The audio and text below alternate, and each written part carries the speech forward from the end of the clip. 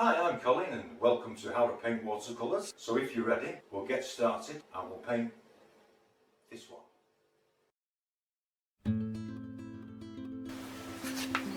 Hello everyone and welcome back to Painting Watercolours with me, Colin. I've chosen this one and I'm going to show you where I got the idea from, but we're going to change it. I cut this from a magazine, hope you can see that, but we will be changing the sky. I've just adjusted some of the rocks, keeping it basically the same. But I'm just going to give you an idea of what you can do about changing a scene that you do like. You can make it an evening scene, which this is what I'm going to do. I've stretched the paper, which means wetting it both sides, and I'm just leaving a thin film of water on it. I have put some masking fluid just along where the surf lines are when it comes to the shore. And into this now, I'm just going to put some Naples yellow. I'll give you a quick run round of the colours. Naples yellow, citrus yellow, permanent crimson, French ultramarine, burnt umber, sepia, and a little bit of cobalt blue should I need it. Lay some Naples yellow in. It can give it a nice evening glow. I'm going to bring this down, so around about here. Just streaks in it really.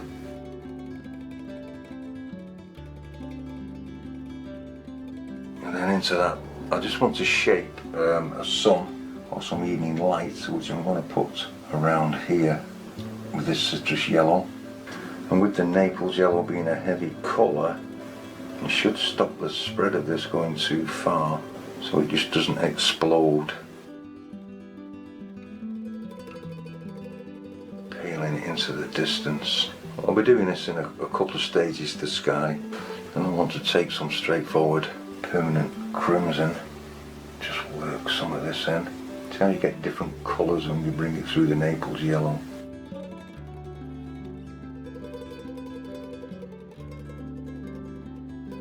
Just softening some of these strokes in. I want to take some of the permanent crimson and French ultramarine. This makes it into a reddy violet. A couple of strokes of this in here.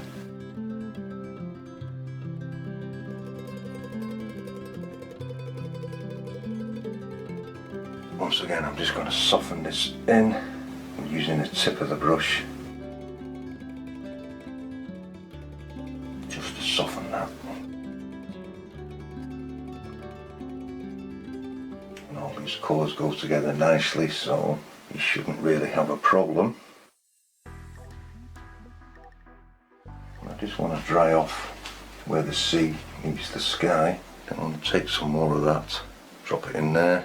Adding some French ultramarine to it. Make a beautiful violet. And bring this in the lower part of the sky, down to the sea line. Trying to make your skies really interesting. I think while we're here we'll just drop some Naples yellow in the sand, a little bit of citrus yellow. It just helps to unify the painting. Now I want to put some clouds in this, but at the moment it's just slightly too wet. So we're going to leave this for a couple of minutes to dry off. But what I will do is I'll just mix up a stronger version again of this. I'll add a little bit more paint to it. Touch more French ultramarine. And just a tiny bit of burnt umber.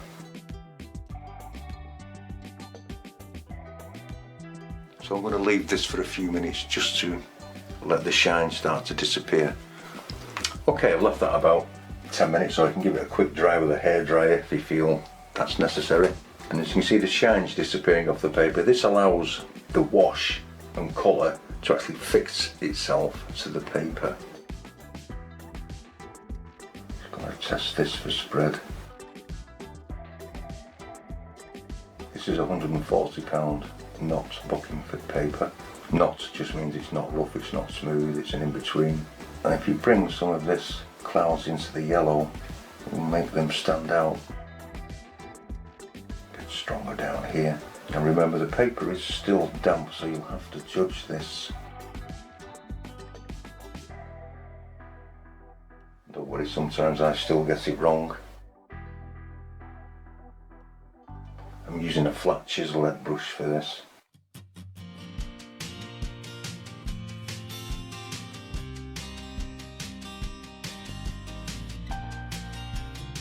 Now I'm going to let that dry. Now that that's dry, I just want to make a glaze up, so I'm watering down the French ultramarine and crimson, quite watery, and I'm just going to add a tiny bit more blue to that, just to change the colour slightly. I don't want too much blue in it, I think that will do it. And I just want to take some water, and where the yellow is, I just want to pull a thin film out without disturbing the paint beneath. So I want to keep that clear. Then I'm going to run some water over the rest of the picture, over the sky. Just check that I have it everywhere. I think I do. And some of the glaze, and start at the top. And just begin to bring this over it. As you come towards the yellow, you can sort of leave it out and it will drift into the water.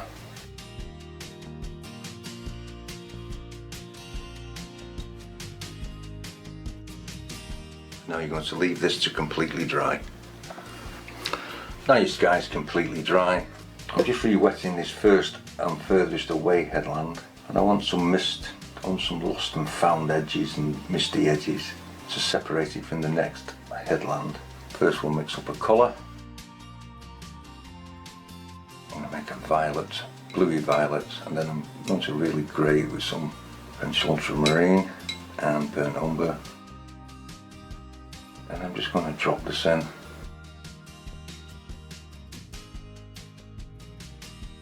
And when I get to this edge, I'm just going to leave it for a minute. I'll take a little bit of a damp brush, which is just taking the excess water off.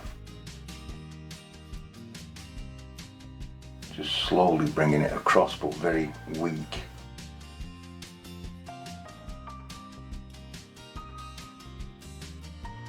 Just allowing it to drift. Just putting patches in.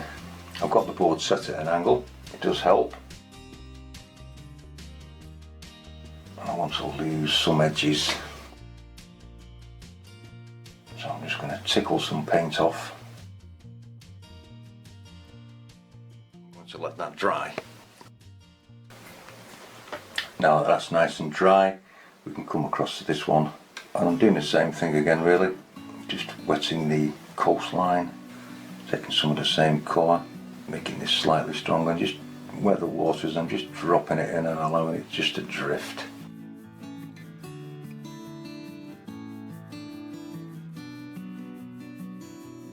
I'm just leaving some light, dark patches in it, and I'm going to take some of the sepia and add that to it.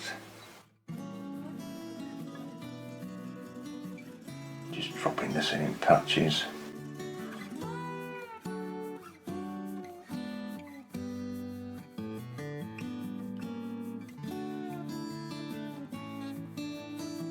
Just adding a little bit more to it, darken it slightly. A bit of crimson in with that. And then we can come to the headland here and we can just start to give it some shape and some form.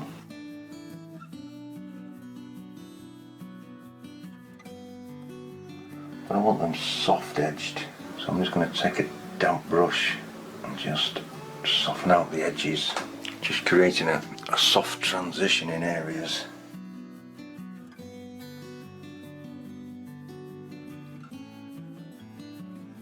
Where the sun's shining through, I'm just fading this right off.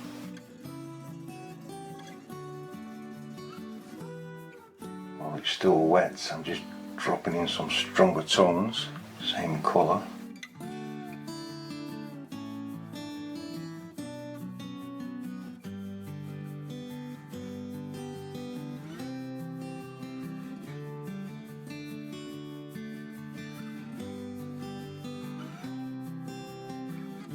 Just keeping the shadows along the bottom. Damp brush, just lifting some of the paint off this edge. And I'm going to leave that to dry. Now that it's nice and dry, what we can do is strengthen this up once again. Touch more sepia in it. If you feel your painting is drying out on the bottom half, you can always run some water over the bottom with a big flat brush. That's what I do. And I think we'll just begin to bring the edge of this out.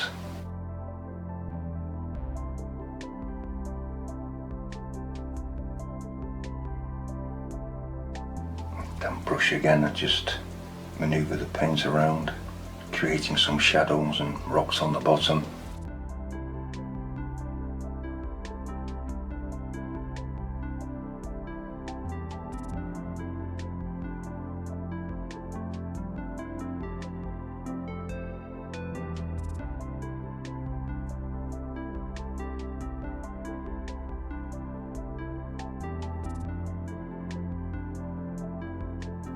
Just going back and softening some of these down. That can dry. Now that your rocks and your headlands are nice and dry, I'm just going to add some cobalt blue into there with a touch of French ultramarine. I want to create a lighter grey or violet for the sea. So it starts to turn grey. Some crimson, just a drop more. I want to add a little bit of sunshine onto the water here, but first of all, I'm going to wet the bottom of the paper,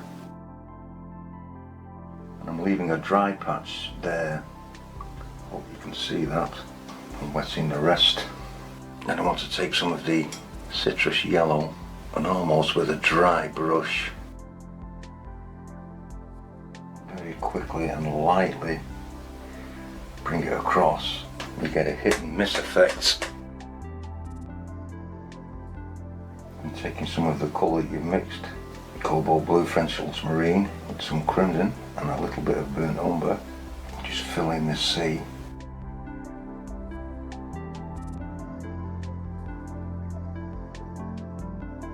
Bringing it onto the beach, taking some of the Naples yellow, quite strong, bringing this in. I'm just dropping this in patches. I'm not mixing it in because I don't want green. If we can help it, a little bit of this citrus yellow pulls some of this colour along the back of the beach here. Then I'm going to strengthen this up.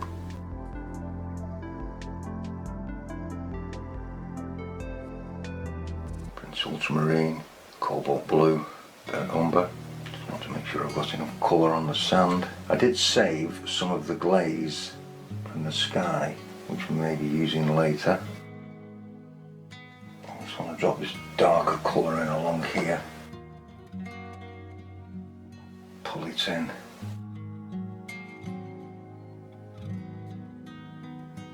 I'm going to add some burnt umber into the sand.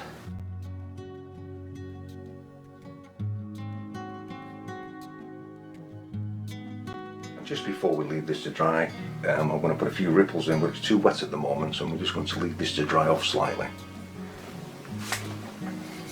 Okay, we've let that dry off a little while. I'm just taking some of that colour we mixed up, taking most of the paint off, leaving a chiselled edge.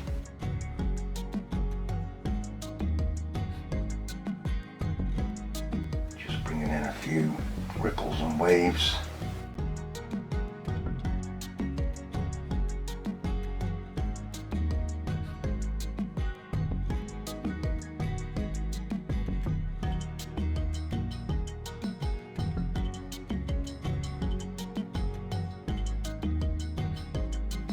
Soften little bits in.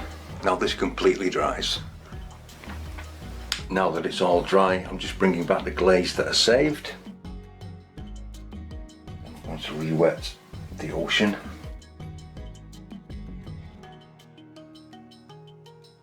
Then instantly take some of the glaze and once again just begin to add this over the sea onto the beach, allowing it to lie across the Naples yellow.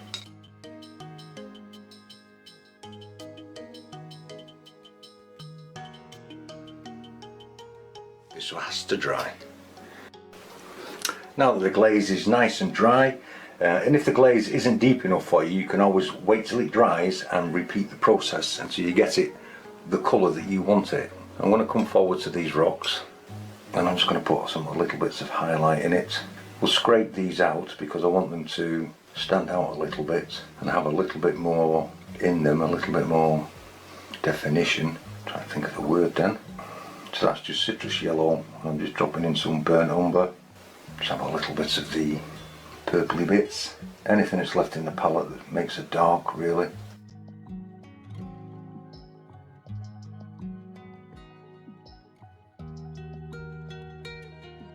Some of the sepia in it.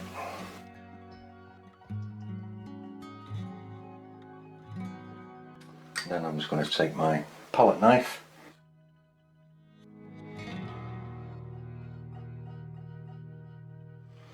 and just scrape out some shapes.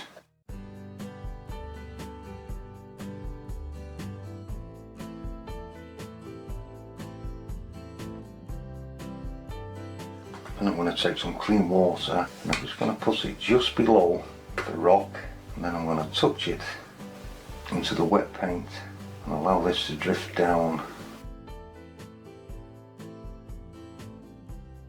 Add in a bit of colour if you need to.